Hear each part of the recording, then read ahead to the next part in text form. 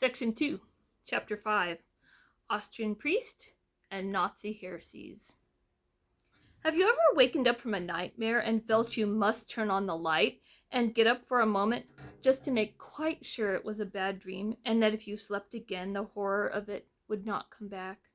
Nuremberg in 1935 was such a nightmare that I felt I should need many days alone on the mountainside to let that bad dream fade. Slowly, very slowly, the tramp of thousands upon thousands of uniformed men with sullen faces, the eager march of youth going unconsciously to destruction, the roar of aeroplanes and tanks, the raucous voices of the Nazi orators, and the most persistent, almost maddening beating of the drums and the Butterweiler March at last began to fade. I went to a small church, and after the service spoke to the priest, as I had been told he knew England well.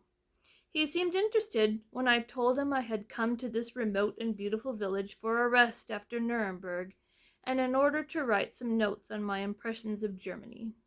But almost irritably he replied, "You should not go to Nuremberg. It is a sort of madhouse, and if so many foreigners go and are polite to the Nazis, they will only use it for further propaganda."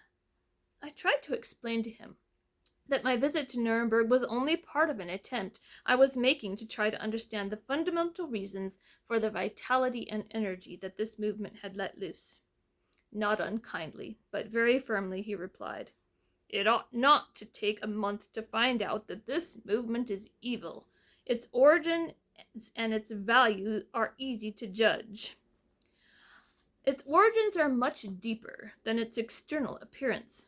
Surely the only true explanation is that when men cease to worship the true God, they will make themselves false gods. It has happened before," he said with a smile, "that men in a wilderness have made unto themselves graven images.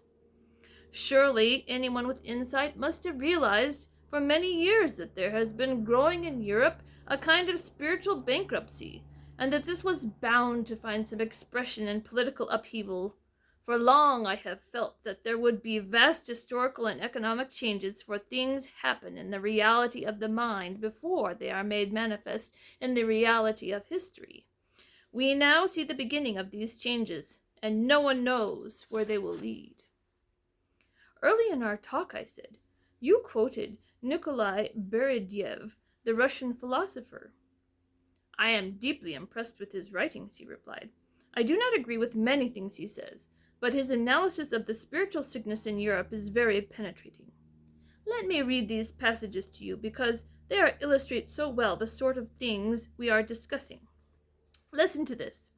At the moment, it is almost as though there is a Christian foundation in the souls of many Europeans, so that a great deal of Christian teaching and morality lives on in a kind of secularized form.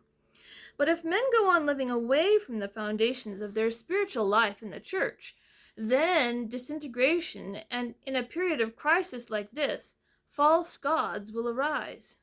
We shall go through a very dark time of disturbance, suffering, and paganism, but the very fact that man is now so busy building and defending false gods indicates that his faith in himself has been badly shaken." Or again, he writes so vividly of the kind of unendurable loneliness that humanism has brought to man, who now seeks escape from that in all sorts of forms of collectivism. That humanism has not strengthened man, but weakened him, is the paradoxical denouement of modern history. In the very act of affirming himself, he has lost himself. European man strode into modern history full of confidence in himself and his creative powers, to which he put no limits.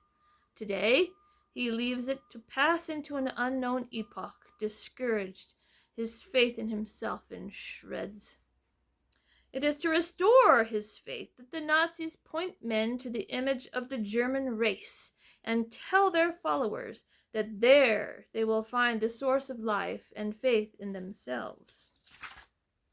Within this tragedy, there is hope, because it means we move into a religious age again, even though at first we follow false gods. "But," I said, returning to the actual situation in Germany today, What is the Church's answer to Nazism? A slow smile spread over his old face as he replied, "Forgive me, but your question is put in rather a Protestant form. For a Catholic, there is no question of the Church finding an answer to Nazis.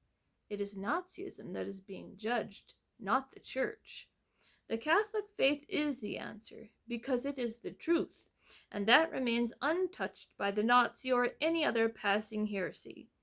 To challenge is from our side, and Nazism is but one of the spiritual sicknesses of the many there have been and will be in the life of the Church."